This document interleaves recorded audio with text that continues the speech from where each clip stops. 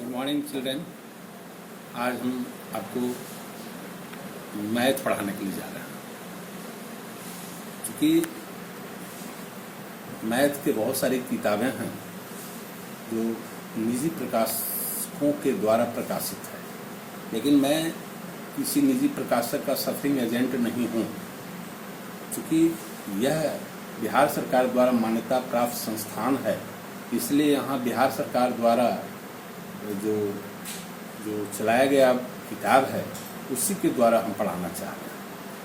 यानी बिहार पब्लिकेशन का ही यह है जो एनसीईआरटी का हिंदी रूपांतरण है। तो आइए सबसे पहले इसमें हम दो चर वाले रैखिक समीकरण से ही शुरू करते हैं। दो चर वाले रैखिक समीकरण के बारे में शायद आप क्लास 9th में पढ़ चुके हैं, लेकिन थोड़ा इसका बैकग्राउंड आपको हम दे रहे हैं। दो चर वाला रैखिक समीकरण ax plus B Y plus C, इधर ax plus B Y plus C के रूप में रखा जा सकता है। वह समीकरण जिसको ax plus B Y plus C के रूप में रखा जा सकता है, जहां a, b तथा c एक वास्तविक संख्या है। a तथा b दोनों शून्य नहीं हो सकते। दो चरों x तथा y एक रैखिक समीकरण कहलाता है। दो चरों x तथा y एक रैखिक समीकरण कहलाता है। ऐसी समीकरण का हल संख्याओं के मानों का एक युग्म होता है। एक x के लिए तथा दूसरा y के लिए समीकरण दोनों पक्षों को बराबर कर देता है। उदाहरण के लिए आपको हम देते हैं 2x प्लस 3y बराबर y। यहाँ x बराबर यदि हम 1 लेते हैं और y बराबर भी हम 1 लेते हैं तो क्या हो गया 2 गुना 1 प्लस 3 गुना 1, तो क्या हो गया LHS में है 2x प्लस 3y। तो 2 गुना 1, 2x के जगह पर हम 1 रखे और y के जगह पर भी हम 1 रखे हैं, तो क्या हो गया 2 प्लस 3 बराबर 5, जहाँ RHS बराबर भी क्या हो गया 5। अतः x बराबर 1 तथा y बराबर 1, x बराबर 1 और y बराबर 1 क्या हो गया x तथा y का हल कहलाया। यदि हम x के जगह पर 1 रखें और y के जगह पर हम यदि 7 रखते हैं तो क्या होता है कि 2 गुना 1 प्लस 3 गुना 7, तो 2 गुना 1 मीन्स 2, 3 गुना 7 means 21 is equal to 23 is not equal to 5। इसलिए x बराबर 1 और y बराबर 7 दो चर वाले रैखिक समीकरण का युग्म नहीं कहलाएगा। ये दो चर वाले रैखिक समीकरण का युग्म नहीं कहलाएगा। समीकरण का प्रत्येक हल निरूपित करने वाली रेखा पर स्थित एक बिंदु होता है। जितना भी हल है, चाहे x बराबर 1 आया, y बराबर, या उस समीकरण को यदि हम एक रेखा के रूप में निरूपित करते हैं तो उसका प्रत्येक बिंदु, उस रेखा, चूंकि हम जानते हैं कि रेखा अनंत बिंदुओं का समाहार है, अनंत बिंदुओं से मिलकर बना हुआ है, तो प्रत्येक बिंदु उस समीकरण को x तथा y के मान के रूप में रखने पर क्या होता है कि उसको संतुष्ट करेगा। अर्थात दो चरों वाले रैखिक समीकरण x plus B Y plus C equal to 0 का प्रत्येक हल x तथा y इस समीकरण को निरूपित करने वाली रेखा के रूप में एक बिंदु के संगत होता है। और विलोमतः भी ऐसा ही, यानी वाइस वर्सा भी यही होता है। दो रैखिक समीकरण उन्हीं दो चरों x तथा y में है। इस प्रकार समीकरण को दो चर में रैखिक समीकरण के युग्म कहते हैं। देख लीजिए, a1 plus x plus b1y, a1x plus b1y plus c1 equal to 0, ये समीकरण 1 हो गया। और a2x plus b2y plus c2 ये समीकरण 2 हो गया, जहां a1 b1 c1 a2 b2 c2 सभी वास्तविक संख्या हैं और कभी भी नहीं रह सकता है a1 square plus b1 square is not equal to 0 होगा। ठीक उसी तरह से a2 square plus b2 square is not equal to 0, क्योंकि यह हम डिफिनीशन में ही दो चर वाले रैखिक समीकरण की डिफिनीशन में ही क्लियरिफिकेशन कर दिए थे। दो चरों में एक रैखिक समीकरण का एक ज्यामितीय ग्राफीय निरूपण एक सरल रेखा में होता है। अब यदि कभी ग्राफ बनाएंगे और इसका दो चर वाले रैखिक समीकरण का हल निकालेंगे तो उसका दो चरों का रैखिक समीकरण का युग्म का ज्यामितीय रूप एक चर वाले का एक सरल रूप में होगा और दो चरों वाले का समीकरण युग्म ज्यामितीय रूप दो सरल रेखाएं के रूप में होगा। एक तल पर यदि दो रेखाएं दी हो तो निम्न में से केवल एक ही संभावनाएं हो सकती है। चाहे तो दोनों रेखाएं एक दूसरे को इस तरह से काटेगा, है ना, चाहे तो दोनों रेखाएं एक दूसरे पर एक बिंदु पर काटेगा, एक बिंदु पर कट कर रहा है, या तो दोनों समानांतर होगा या दोनों संपाती होगा। दोनों क्या होगा, एक ही रेखा पर होना, इसको संपाती कहते हैं। तीन कंडीशन है, तीनों में से एक ही संभावना है दो सरल रेखाएं के लिए संभव है। यदि जो दो सरल रेखाएं एक तल पर हो तो चाहे तो एक बिंदु पर काटेगा, या तो दोनों एक समानांतर होगा, या तो फिर क्या होगा, एक ही रेखा पर संपाती होगा। रैखिक समीकरण का युग्म दो प्रदर्शित करने वाली दोनों विधियों तथा बीजगणितीय रूप में या ज्यामितीय रूप में साथ साथ प्रयुक्त किया जा सकता है। जैसे आपको हम उदाहरण देते हैं एक्सरसाइज 3.1 में। चलिए एक्सरसाइज 3.1 में हम चलते हैं। तो इसमें क्वेश्चन नंबर 1 में है, आफ्ताब अपनी पुत्री से कहता है, एक्सरसाइज 3.1 निकालेंगे और क्वेश्चन नंबर 1 निकालेंगे। आफ्ताब कहता है अपनी पुत्री से कि हम 7 वर्ष पूर्व तुमसे 7 गुनी आयु का था और 3 वर्ष के बाद तुमसे केवल 3 गुनी आयु का रह जाऊंगा। तो मान लिया कि आफ्ताब का वर्तमान आयु माना कि आफ्ताब का वर्तमान आयु x वर्ष है और उसकी पुत्री का वर्तमान आयु y वर्ष है। तो अकॉर्डिंग टू क्वेश्चन के अनुसार क्या हुआ कि आफ्ताब 7 वर्ष पूर्व यानी 7 वर्ष पहले, तो वर्तमान उम्र में हम 7 वर्ष घटा दिए, है ना, तो 7 वर्ष पूर्व आफ्ताब का आयु हो गया x - 7 और फिर 7 वर्ष पूर्व उसकी पुत्री का आयु कितना होगा, y - 7। लेकिन आफ्ताब कहता है कि तुमसे 7 वर्ष पूर्व तुम्हारी उम्र से हम 7 गुना थे, यानी आफ्ताब की पुत्री का जो उम्र था 7 वर्ष पहले, उससे आफ्ताब का उम्र 7 गुना ज्यादा था। तो ये हो गया, दैट इम्प्लाइज क्या करते हैं भाई, x - 7 बराबर 7y - 7 49। इसको इधर भेजते हैं भाई। तो क्या हो गया, x - 7 बराबर 7y ये चर वाले को एक साथ लिखते हैं और बिना चर वाले को एक साथ लिखते हैं। तो -49 + 7 बराबर कितना हो गया, -42। x - 7y बराबर -42 है। इसका नाम दे दिए समीकरण 1। फिर अगला स्टेप हम पढ़ते हैं। इसको अगला स्टेप में है, क्या कहता है, आफ्ताब कहता है अपनी पुत्री से कि 3 वर्ष के बाद, यानी अभी जो वर्तमान आयु है x, उसमें 3 जोड़ देंगे क्योंकि 3 वर्ष बाद है, और उसकी पुत्री का 3 वर्ष के बाद कितना हो जाएगा, y + 3।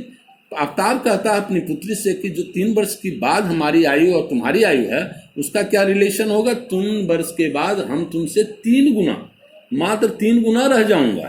तो x + 3, तो 3 से गुना कर दिए, बराबर क्या हो गया, 3y + 9। अब इसको इधर भेजते हैं, x - 3y = 9 इसको इधर 3 को ले गए तो कितना बच गया, 6। x - 3y बराबर कितना हो गया, 6। इक्वेशन 2। तो ये क्या हो गया, समीकरण 1 और ये समीकरण 1 हो गया था, याद है शायद आपको, इतना हो गया था। और इस निरूपण को बीजगणितीय निरूपण के नाम से जानते हैं। इस निरूपण को क्या कहते हैं, बीजगणितीय निरूपण कहते हैं।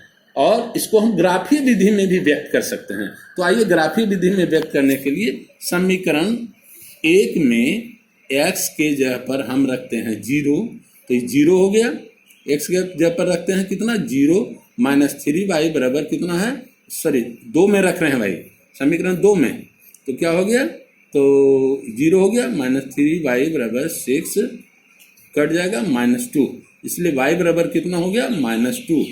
तो इस तरह से हम बना दिए, एक चार्ट बना देते हैं, है ना। x y, x के जगह पर हम 0 रखे थे तो y की जगह पर कितना आ गया था 2, और एक और मान ले लेते हैं, 2 मान, कम से कम 2 मान होना जरूरी है।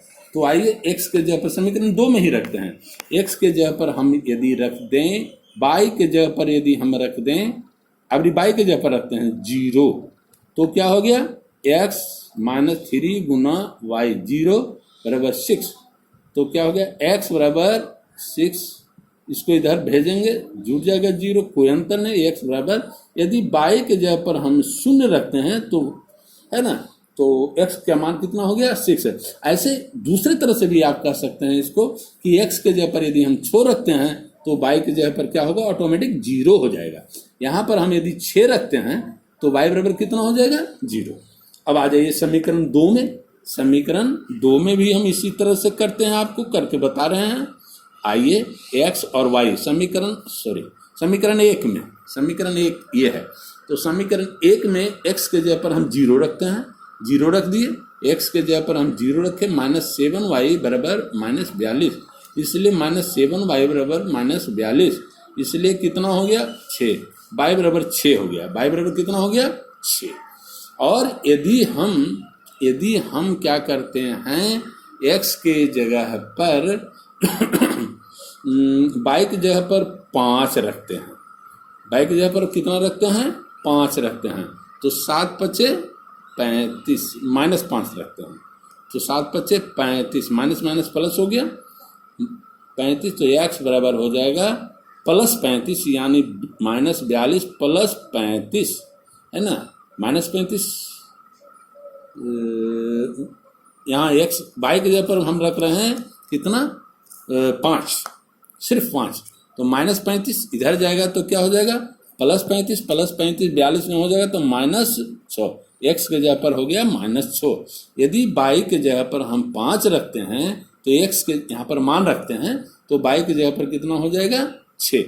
इस तरह से भी आप कर सकते हैं, यदि हम यहाँ x के जगह पर 6 रखते हैं तो y की जगह पर कितना मान आएगा 5 आएगा, कितना मान आएगा 5 आएगा।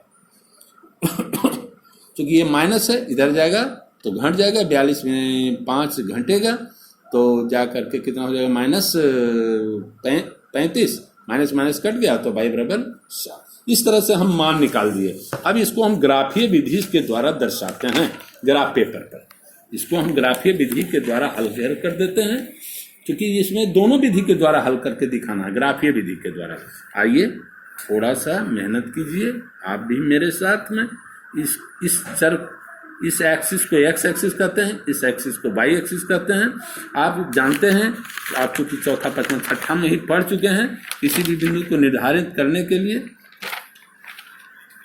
इसमें x का मैक्सिमम मान है -6 तक, दोनों तरफ है भाई, दोनों तरफ है मान, जगह कम है इसलिए थोड़ा असुविधा हो रही है आपको समझाने में। आ जाइए यहाँ पर, इसको हम रखते हैं y, है ना, y, और इस तरह से ग्राफ पेपर लेंगे, है ना। ग्राफ पेपर हमारे पास नहीं है इसलिए असुविधा हो रही है समझाने में। इस तरह से ले लेते हैं और आइए,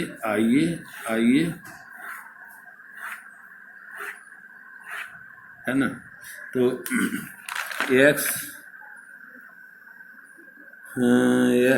y में इधर भी चलते हैं, x y यहाँ ले लेते हैं, इस बिंदु को लेते हैं 0 0, इस बिंदु को x एक्सिस हो गया, y एक्सिस हो गया, इसमें 1 2 3 4 5 और ये कितना हो गया 1 2 3 4 5 हो गया, -1 -2 -3 -4 -5, इधर हो गया -1 -2 -3, y एक्सिस हो गया, ये x डैश एक्सिस हो गया। अब हम दिखाते हैं पहला समीकरण का 0, ये बिंदु है 0 और -2, 0 x एक्सिस में 0 और y एक्सिस में क्या हम ले रहे हैं -2 इधर हो गया, ये बिंदु क्या कहलाएगा 0 और -2। दूसरा बिंदु है 6, x एक्सिस में 6 लेंगे, एक्स एक्सिस में 6 यानी यहाँ हो जाएगा, और बाई एक्सिस में 0 अर्थात ये बिंदु हो गया। इस तरह से इसको खुले हाथ से स्केल रख करके दोनों बिंदु को मिलाएंगे। ये किसका हल, ये किसका समीकरण, किसका ज्यामितीय रूप आया, इसका आया, यानी हम दूसरा के बनाए थे। दूसरा समीकरण था x माइनस 3y बराबर 6 का ये ज्यामितीय रूपांतरण हो गया, है ना। इस ज्यामितीय रूप में, ग्राफीय विधि में इसको हम इस रूप में लिख सकते हैं, है ना। और दूसरा का भी हम निकाल सकते हैं, दूसरा का भी निकालते हैं। एक्स एक्सिस में 0 है तो बाई एक्सिस में 6 है, एक्स एक्सिस में 0 है तो बाई एक्सिस में 6 है। 6 यहाँ आ जाएगा, ये इस बिंदु के सामने 6 आएगा, ये 5 है तो 6 आ जाएगा, ये बिंदु हो गया। एक्स एक्सिस में ये बिंदु क्या कहलाएगा, 0 और 6। और फिर दूसरा है -6, एक्स एक्सिस में -6, बाई एक्सिस में 5, एक्स एक्सिस में -6 यहाँ हो गया, अब बाई एक्सिस में 5 अर्थात ये बिंदु इसके सामने आ गया, ये आ गया। अब इसको हम दोनों को मिलाते हैं, है ना। ये किसका ग्राफ आ गया, इसका आ गया समीकरण 1 का, x minus 7y minus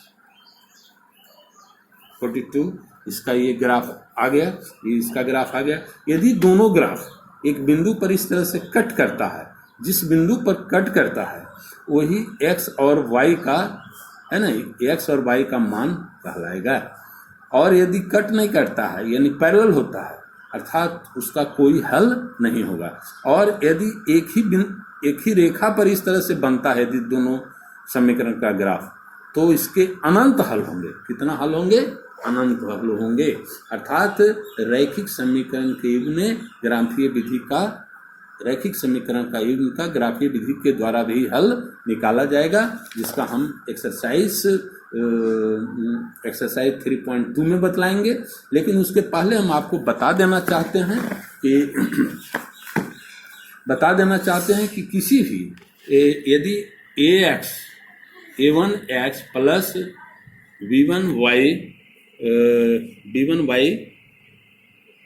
plus c1 बराबर 0 हो, और a2x plus b2y plus c2 इस तरह से हो, यदि a1 बटे a2 बराबर नॉट इक्वल टू b1 बटे b2 हो, तब बिना हल निकाले हुए हम कहेंगे कि इसका जो ग्राफ बनेगा वो एक बिंदु पर प्रतिच्छेद करेगा। बिना ग्राफ बनाए हुए हम कह सकते हैं उसका ग्राफ जब भी रहेगा तो इस तरह से रहेगा। और बीजगणित के रूप में कहेंगे कि केवल एक हल होगा, केवल एक हल यानी अद्वितीय हल होगा। कब, जब ये कंडीशन को फुलफिल कर रहा है तब। और यदि दूसरा कंडीशन को फुलफिल कर रहा है, यदि a1 बटे a2 is not is equal to v1 बटे v2 is equal to c1 बटे c2 है, यानी तीनों बराबर हो, तब क्या होगा, समपाती होगा, समपाती होगा, अर्थात अपरिमित हल होगा। ग्राफ के रूप में इस तरह से बनेगा, एक ही ग्राफ पर इस तरह से ग्राफ बन जाएगा। और इसका बीजगणित के रूप में कहेंगे कि अपरिमित रूप से अनेक हल होगा। कितना हल होगा, अनेक हल होगा। और यदि तीसरा कंडीशन फुलफिल कर रहा हो, यानी a1 बटे a2 is equal to v1 बटे v2 is not equal to c1 बटे c2 हो, तब क्या कहेंगे कि इसका कोई भी ग्राफ जब भी बनेगा तो समानांतर होगा और इसका कोई भी हल नहीं होगा। लेकिन इसकी जानकारी, यानी ये तीन कंडीशन बतलाए, एक कंडीशन, दो कंडीशन, तीसरा कंडीशन। एक रैखिक समीकरण का युग्म जिसका कोई हल नहीं होता है, ये कोई हल नहीं होता, इसका कोई हल नहीं है, अर्थात इसको हम असंगत, इसको कौन सा कहेंगे, असंगत समीकरण के युग्म कहेंगे। इसको क्या कहेंगे, असंगत।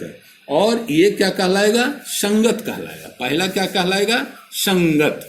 और ये क्या कहलाएगा, जो एक दूसरे पर संपाती होता है, यानी आश्रित।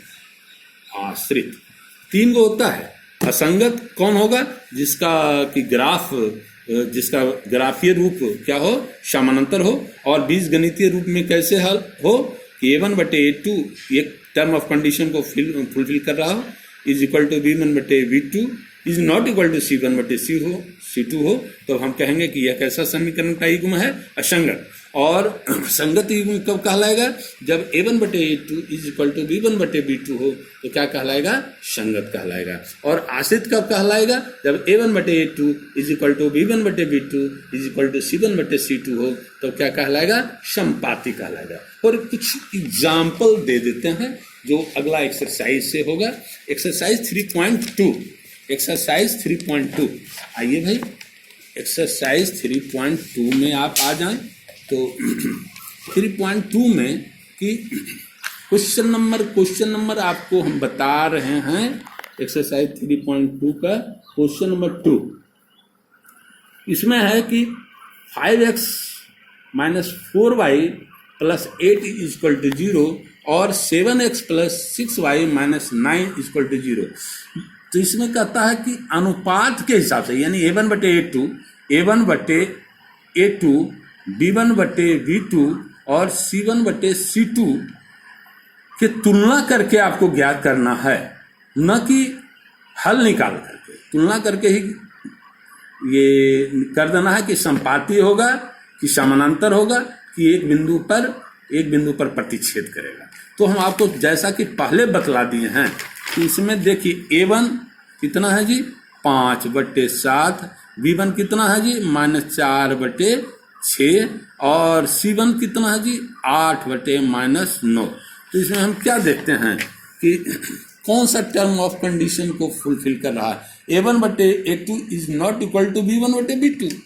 इसमें क्या है, A1/A2 is not equal to B1/B2, अर्थात कंडीशन नंबर जो हम पहला आपको समझाए थे, जो संगत है ना, जिसका केवल एक हल है, आपको बतलाया था ना कि A1/A1x + B1y + C1 = 0, A2x + B2y + C2 = 0। इसमें हम बतलाए थे कि यदि A1/A2 is not equal to B1/B2 हो, तो यह क्या कहलाएगा, संगत युग्म कहलाएगा, और इसका केवल एक हल होगा। अर्थात इस एग्जाम्पल में क्वेश्चन नंबर 2 का पहला जो एग्जाम्पल दिया हुआ है, क्या 5x - 4y + 8 = 0 और 7x + 6y - 9 = 0, यह जो समीकरण है, यह जो रैखिक समीकरण का युग्म है, यह क्या कहलाएगा, कि यह कहलाएगा एक बिंदु पर प्रतिच्छेद करता है ना। यह एक बिंदु पर प्रतिच्छेद करता है, केवल एक बिंदु, ये समानांतर नहीं हुआ, संपाती नहीं हुआ। इस तरह से आप सब का निकाल सकते हैं। संगत है और संगत भी है। जो तीसरा क्वेश्चन में है, इसका उदाहरण जो संगत है या संगत, ये क्या कहलाएगा, संगत कहलाएगा। यह क्या कहलाएगा, संगत कहलाएगा, और इसका एक हल होगा। इस तरह से आप इस एक्सरसाइज का सारा हिसाब आप बना सकते हैं। आ जाइए, अब हम आपको बताना चाह रहे हैं कि देखिए, किसी भी रैखिक समीकरण के युग्म का हम 2 विधि से हल निकाल लेंगे। पहला विधि है ग्राफीय विधि, जो ग्राफ बनाने के लिए बतलाए थे कि 2 समीकरण है, उसका हम लोग ग्राफ बनाएंगे, और जब एक बिंदु पर यदि कट कर रहा है, तो यह बिंदु ही उसका x और y का मान कहलाएगा। लेकिन आप बीजगणितीय रूप से भी आप इसका हल निकाल सकते हैं। बीजगणितीय रूप से हल निकालने के लिए 3 विधि का प्रयोग होता है। पहला विधि क्या कहलाता है, प्रतिस्थापन विधि।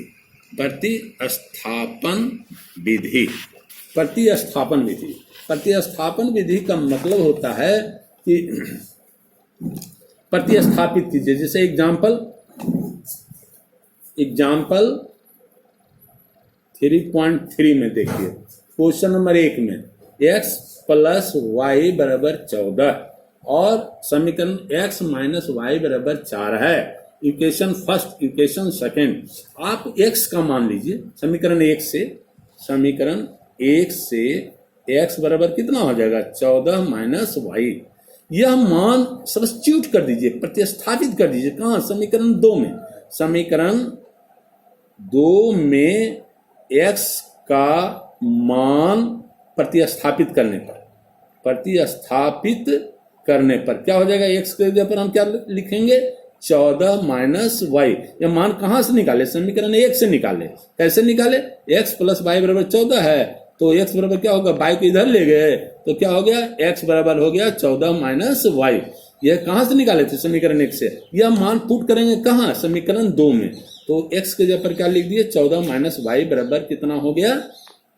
14 माइनस वाई माइनस वाई बराबर 4। समीकरण x के जगह पर यह हो गया 14 माइनस वाई लिखे बराबर 4। तो ये माइनस माइनस कितना हो गया? 14 माइनस 2y बराबर 4। इसलिए माइनस 2y बराबर क्या हो गया? 14। इसको इधर भेजेंगे तो माइनस 14 बराबर कितना हो गया? माइनस 10। माइनस से माइनस कट गया, y बराबर कितना हो गया? 2 को इधर भेजे, इसलिए y बराबर कितना हो गया? 5। ये y का मान निकल गया। y का मान कितना निकल गया? 5। y बराबर 5 है। अब y के मान समीकरण 1 में रखने पर तो क्या हो गया? x प्लस y के जगह पर हम 5 रखते हैं, 14 हो गया। इसलिए x बराबर कितना हो गया? 14 माइनस 5 बराबर 9। इस तरह से x और y का मान निकल गया। x बराबर 5 और y बराबर x बराबर 9 और y बराबर 5। इस विधि को हम प्रतिस्थापित विधि करते हैं। इस विधि को चूंकि प्रतिस्थापना किए, x का मान प्रतिस्थापित, x का मान समीकरण 1 से निकाल करके समीकरण 2 में प्रतिस्थापित किए, इसलिए इस विधि का नाम हो गया प्रतिस्थापन विधि।